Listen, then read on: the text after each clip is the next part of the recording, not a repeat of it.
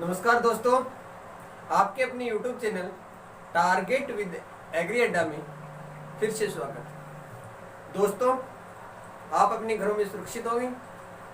आपकी सुरक्षा ही अपने परिवार की सुरक्षा है। आपको पता है कि पूरी मानव जाति को संकट मंडरा रहा है। लॉकडाउन के नियमों का पालन करते हुए आज हम इस वीडियो के माध्यम से इस संविधान की यात्रा को आगे बढ़ाते हैं। दोस्तों, हमने पिछले वीडियो में भारतीय संविधान निर्माण हेतु बनाई गई संविधान सभा के बारे में पढ़ा और उस संविधान सभा की 3 बैठक के बारे में पढ़ा। दोस्तों, हमने पढ़ा था कि संविधान सभा की 13 दिसंबर 1946 की जो बैठक हुई थी उसमें पंडित जवाहरलाल नेहरू के द्वारा उदस से प्रस्ताव रखे गए। 13 दिसंबर 1946 पंडित नेहरू जी के द्वारा उदस से प्रस्ताव रखे गए।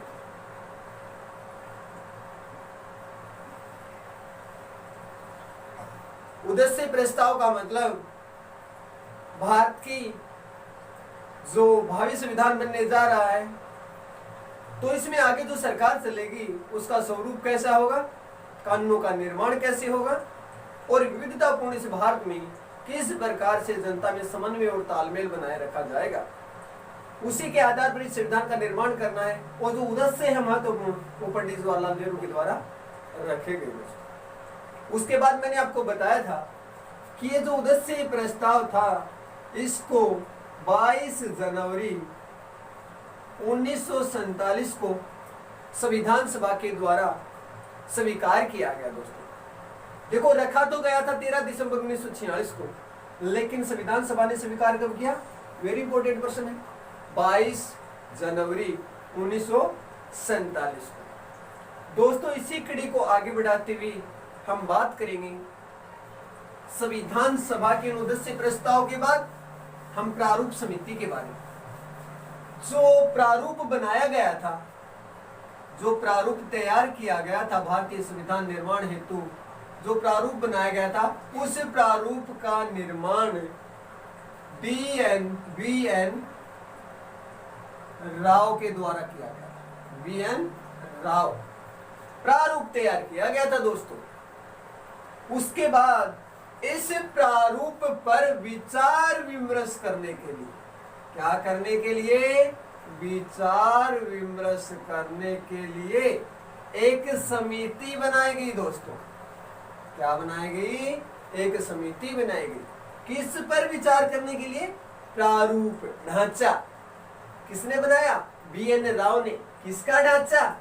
संविधान का। उस पर कि ये ढांचा सही है या गलत है, उस पर विचार विमर्श करने के लिए एक समिति बनाई गई। किस पर विचार विमर्श करने के लिए? प्रारूप पर। इसलिए उस समिति का नाम भी क्या रखा गया? प्रारूप समिति। दोस्तों, इस प्रारूप समिति में कुल सदस्यों की संख्या 7 थी। कुल सदस्यों की संख्या कितनी थी? 7।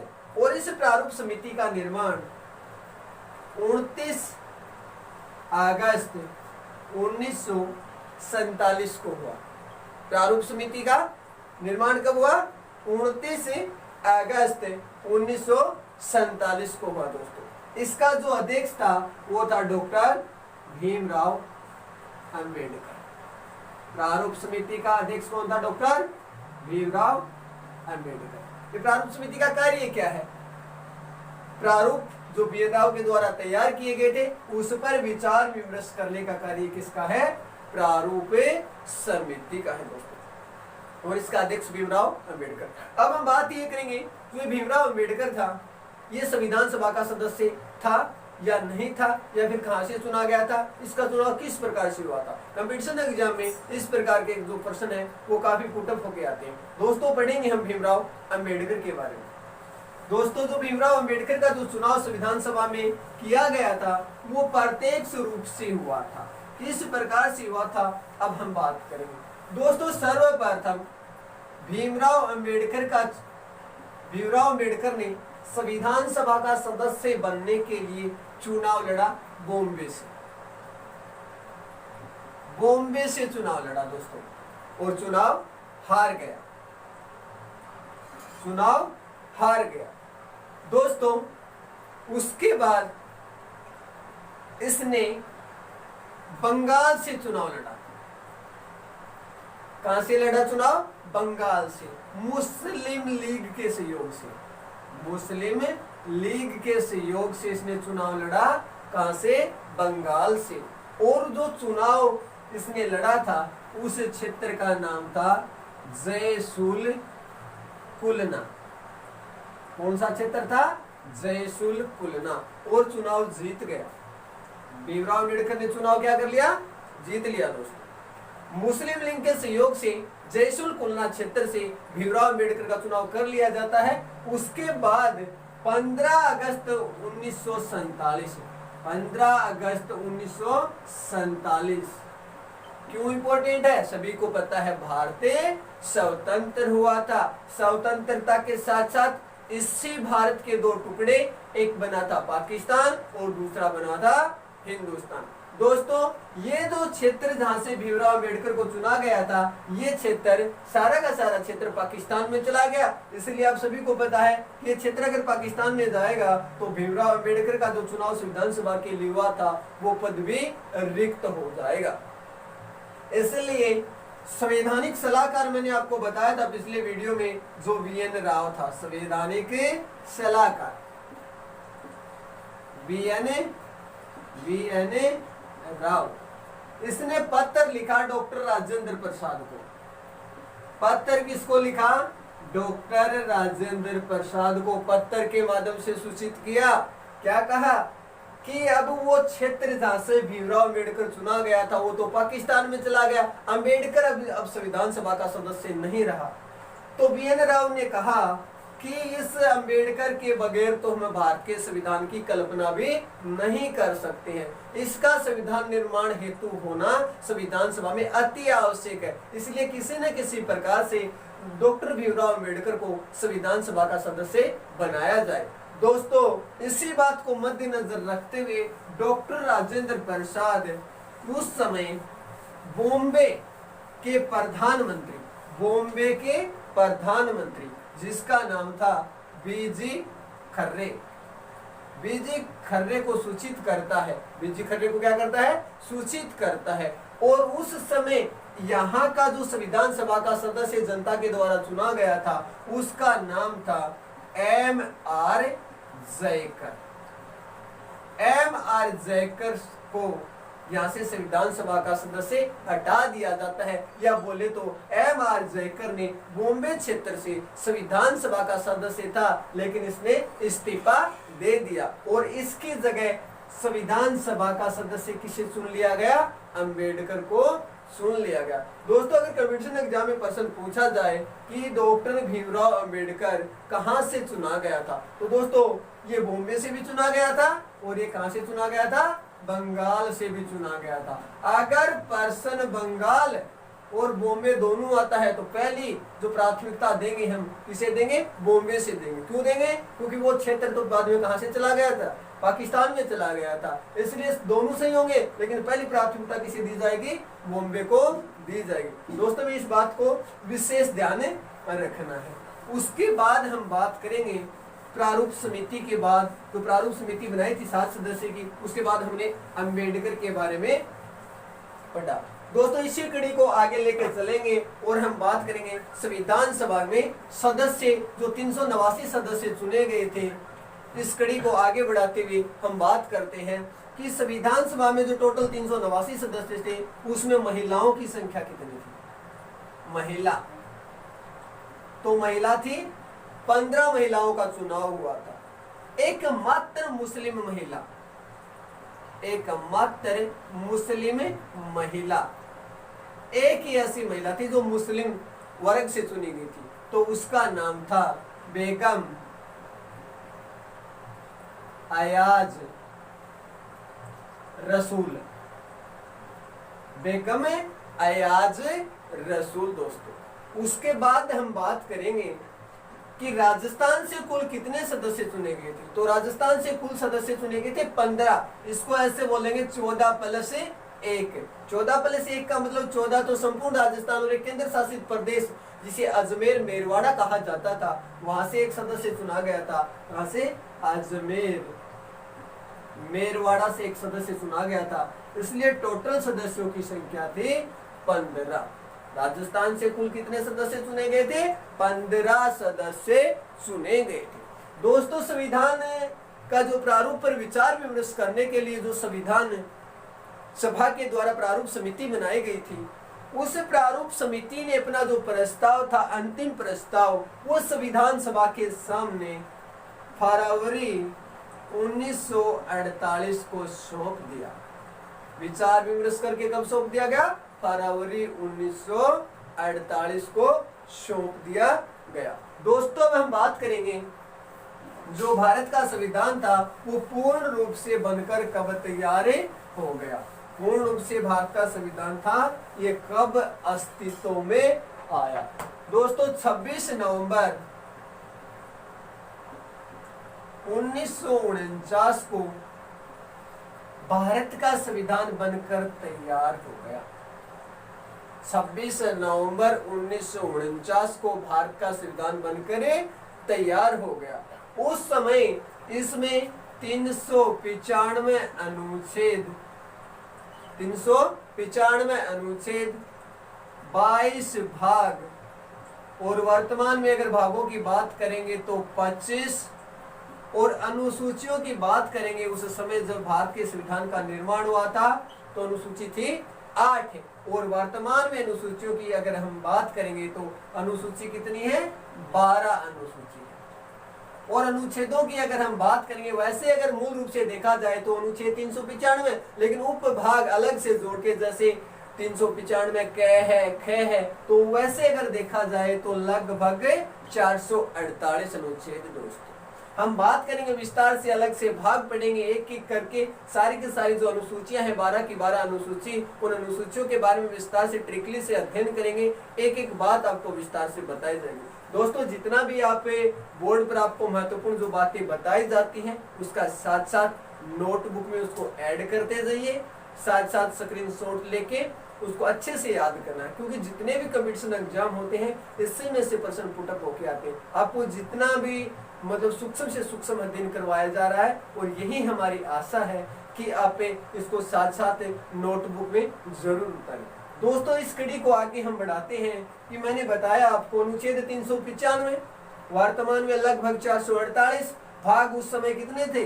22। वर्तमान में भागों की संख्या 25। अनुसूची उस समय कितनी थी? 8। वर्तमान में अनुसूचियों की संख्या मैंने कितनी बताई है? 22 अनुसूचियां हैं दोस्तों। अनुसूची 22 अनुसूची, 12 अनुसूचियां, 22 नहीं है बल्कि कितनी है? 12 अनुसूचियां। सारी की सारी अनुसूची है वो ट्रिक के हिसाब से मैं आपको बताऊंगा, अलग से इसका वीडियो तैयार करेंगे। इसी कड़ी को हम आगे बढ़ाते हुए अब हम बात करेंगे कि 26 नवंबर 1949 को भारत का संविधान बनके तैयार हो गया, लेकिन लागू कब हुआ था? 26 जनवरी 1950। ऐसा क्यों? क्योंकि आपको पहले भी पता, मैंने बताया था कि मुस्लिम लीग बहिष्कार पर तुला हुआ था। उसके बाद अन्य ऐसा क्षेत्र था, विविधतापूर्ण क्षेत्र, अन्य लोगों की मतलब विरोध के कारण ये 26 नवंबर 1949 को लागू नहीं हो पाया दोस्तों। और संविधान सभा की जो अंतिम बैठक होती है वो अंतिम बैठक होती है 24 जनवरी 1950 को। ये संविधान सभा की अंतिम बैठक थी दोस्तों। कुल अगर अधिवेशनों की बात करेंगे तो 11+1 टोटल कितने अधिवेशन हुए थे? 12 अधिवेशन हुए थे। 11+1 का मतलब है अंतिम जो अधिवेशन था वो था 24 जनवरी वाला, 24 जनवरी 1950 को हुआ था दोस्तों। 24 जनवरी 1950 को और 26 जनवरी 1950 को भारत का संविधान लागू हो गया। दोस्तों, एक प्रश्न ये भी हमारे सामने आता है कि 24 जनवरी 1950 को अगर अंतिम बैठक हो गई थी तो उस दिन या 25 तारीख को भी भारत का संविधान हम लागू कर सकते थे, लेकिन ऐसा क्यों नहीं? दोस्तों, पिछले वीडियो में मैंने आपको बताया था कि सर्वप्रथम भारतीयों ने अपने आप को स्वतंत्र मानते हुए 26 जनवरी 1930 को रावी नदी के तट पर तिरंगा झंडा फहरा के प्रथम स्वाधीनता दिवस मनाया था। स्वाधीनता दिवस मनाया था। इसलिए इसी दिन को मद्देनजर रखते हुए या विशेष दिन मानते हुए भारतीय संविधान को भी 26 जनवरी 1950 को लागू किया गया था। दोस्तों ये क्लास आपको कैसी लग रही है, साथ साथ कमेंट में भी बताएं दोस्तों। उसके बाद हम बात करते हैं 26 जनवरी 1950 को भारत का संविधान लागू कर दिया गया। दोस्तों जो 26 नवंबर 1949 को भारत का संविधान बनके तैयार हुआ था, इस दिन को प्रत्येक वर्ष विधि दिवस के रूप में भी मनाया जाता है। प्रत्येक वर्ष भारत में जो विधि दिवस मनाया जाता है वो कब मनाया जाता है? 26 नवंबर 1949 को मनाया जाता है। क्यों? क्योंकि इस दिन भारत का संविधान बनकर तैयार हो गया था। दोस्तों 26 नवंबर 1949 को भारत का संविधान लागू हुआ था या नहीं हुआ था? दोस्तों वेरी इंपॉर्टेंट बात है, 26 नवंबर 1949 को भारत का संविधान आंशिक रूप से लागू हो गया था। किस रूप से लागू हो गया था? आंशिक रूप से। आंशिक रूप का मतलब ये है कि टोटल 395 अनुच्छेद में से मात्र और मात्र थोड़ा सा अंश 16 अनुच्छेद लागू हो गए थे। इसीलिए 26 नवंबर 1949 को भारत का जो संविधान था ये आंशिक रूप से लागू हो गया था। दोस्तों इसी कड़ी को आगे बढ़ाते हुए हम बात करेंगे संविधान सभा जो संविधान निर्माण हेतु बनाई गई थी, उसके बाद उस संविधान सभा के और क्या महत्वपूर्ण कार्य थे। क्योंकि संविधान सभा का कार्य सिर्फ और सिर्फ भारत के संविधान का निर्माण करना ही था या अन्य और भी कोई कार्य था। दोस्तों आपको पता है कि 15 अगस्त 1947 को भारत आजाद हो गया, स्वतंत्र हो गया। सारी शासन व्यवस्था भारतीयों के हाथ में आ गई। अब कानून भी भारत की जनता बनाएगी और पालन भी भारत की जनता करेगी। अब अंग्रेजों का भी कुछ बटने वाला यहाँ पर नहीं है। और दोस्तों आपको सभी को पता है कि शासन व्यवस्था चलाने के लिए हमारे पास सरकार होनी आवश्यक है।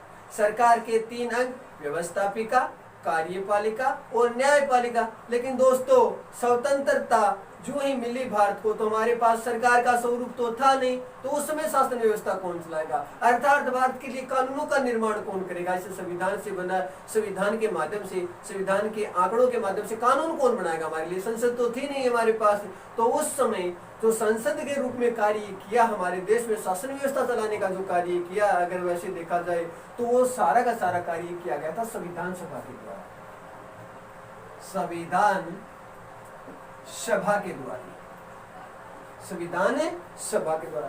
दोस्तों मैंने आपको अभी बताया कि भारत का संविधान 26 जनवरी 1950 को लागू हुआ और भारत आजाद कब हुआ? देखना, कंपेयर करना आप 15 अगस्त 1947 को। तो दोस्तों इतना तो बीच का जो अंतर है, इसके बीच जो कानून नहीं थे भारत के, भारतीयों के कानून नहीं बना पा रहे थे, तो इस समय जो कानून व्यवस्था, शासन व्यवस्था जो भारत में चल रही थी वो किस आधार पर चल रही थी? क्योंकि अंग्रेजों का कानून था या नहीं था? तो आपको ध्यान रखना, वेरी इंपॉर्टेंट पर्सन है दोस्तों, याद रखना कि 15 अगस्त 1947 से लेकर 26 जनवरी 1950 तक भारत में जो शासन व्यवस्था चलाई जा रही थी वो भारत शासन अधिनियम, भारत शासन अधिनियम 1935, भारत परिषद अधिनियम, सॉरी भारत परिषद अधिनियम या भारत शासन इसको बोल सकते हैं, भारत परिषद अधिनियम 1935 के माध्यम से जो अंग्रेजों के द्वारा बनाया हुआ सबसे बड़ा नियमों का एक संग्रह था, या इसे भारत का मिनी संविधान भी कहा जाता है। क्योंकि बताया जाता है कि भारत के संविधान का जो निर्माण हुआ था उसमें से 75% भाग है वो भारत परिषद अधिनियम 1935 के माध्यम से लिया गया था दोस्तों। इसलिए आपको ध्यान रखना है दोस्तों, वो क्या ध्यान रखोगे कि 15 अगस्त 1947 को भारत आजाद हो गया। भारत का संविधान कब बना? 26 जनवरी 1950 को लागू हो गया। तो दोस्तों इसके बीच जो अंतर है, इस समय भारत में शासन व्यवस्था किन कानूनों के माध्यम से चलाई जाती थी, तो याद रखना आपको भारत परिषद अधिनियम 1935 के माध्यम से चलाई जाती थी। अब दोस्तों हम बात करेंगे वो संविधान सभा जो भारत के संविधान निर्माण हेतु जिसका निर्माण किया गया था, उसके अन्य कौन से कार्य थे। तो दोस्तों वो संविधान सभा 2 कार्य करती थी। कितने कार्य करती थी? 2 कार्य। संविधान सभा के कार्य, संविधान सभा के कार्यों को दोस्तों 2 भागों में बांटा गया। नंबर 1, संविधान का निर्माण, संविधान का निर्माण। और दोस्तों नंबर दूसरा जो कार्य है वो संसद के रूप में कार्य, संसद के रूप में कार्य। याद रखना दोस्तों संविधान सभा ने कितने कार्य किए? 2। एक तो संविधान सभा ने संसद के रूप में कार्य किया, दूसरा संविधान सभा ने संविधान निर्माण का कार्य किया। संविधान का निर्माण संविधान सभा के द्वारा किया।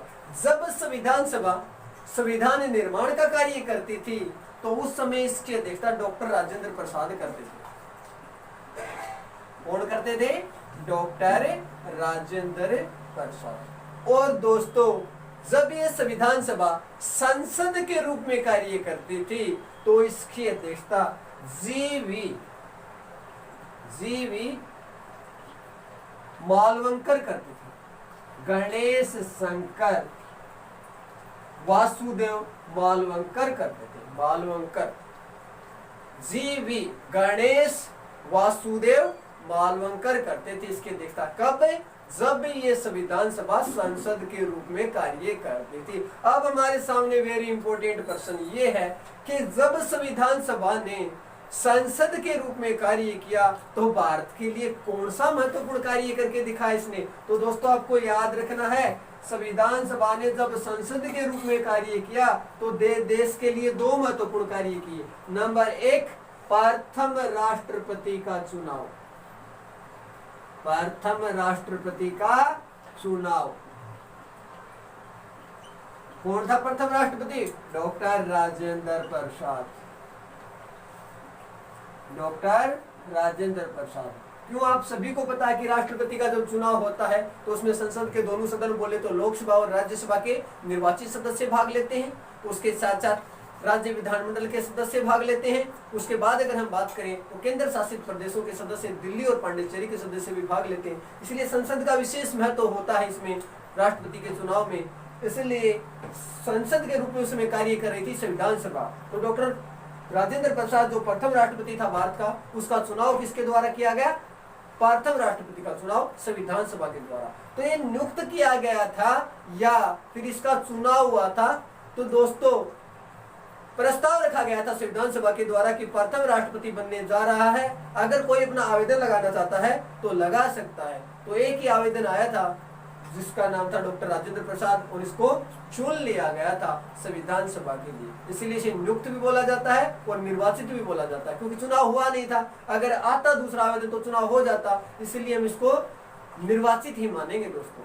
अब हम बात करेंगे दूसरा कार्य क्या करके दिखाया इस संविधान सभा में। दूसरा महत्वपूर्ण कार्य था इस संविधान सभा का, दूसरा महत्वपूर्ण कार्य था प्रथम संविधान संशोधन। प्रथम संविधान संशोधन, प्रथम संविधान संशोधन 1951। दोस्तों कानूनों का निर्माण करना और कानूनों में संशोधन करने का कार्य भी संसद का होता है दोस्तों। संसद के दोनों सदन मिलकर कानूनों में संशोधन करते हैं पूर्ण बहुमत के साथ, और पूर्ण बहुमत प्लस आधे राज्य की विधानसभा, वो हम आगे बात करेंगे विस्तार से। तो उस समय संसद तो थी नहीं, संसद के रूप में कार्य कर रही थी संविधान सभा। तो संविधान सभा ने प्रथम संविधान संशोधन 1951 और प्रथम राष्ट्रपति का चुनाव डॉक्टर राजेंद्र प्रसाद का किया। ये संविधान सभा का संविधान संसद के रूप में कार्य और संविधान निर्माण के रूप में कार्य महत्वपूर्ण है दोस्तों। उसके बाद हम बात करें तो संविधान सभा ने 2 कार्य करके दिखाए। एक तो संविधान का निर्माण बताया मैंने, उसके बाद संसद के रूप में कार्य। दोस्तों इसे संविधान की कड़ी को हम आगे लेके चलेंगे नेक्स्ट वीडियो में। उसमें मैं आपको बताऊंगा कि इस संविधान सभा के बारे में और डॉक्टर भीमराव अंबेडकर के बारे में, अलग अलग व्यक्तियों के द्वारा जो कथन बोले गए हैं और संविधान के जो अन्य स्रोत हैं, कौन सा तत्व कहाँ से ग्रहण किया गया है, ट्रिक के माध्यम से हम नेक्स्ट वीडियो में हम बात करेंगे। तो दोस्तों आपसे निवेदन है कि हमारी जो एक क्लास है इसको आगे से आगे शेयर करें, सब्सक्राइब करें और बेल आइकन को दबाना न भूलें। लॉकडाउन का पालन करते हुए अपने घरों में छुपे रहें। आप सुरक्षित, आपका परिवार सुरक्षित, आपके भावी जीवन की मैं कामना करता हूं। इसी के साथ मिलेंगे अगले वीडियो में। धन्यवाद।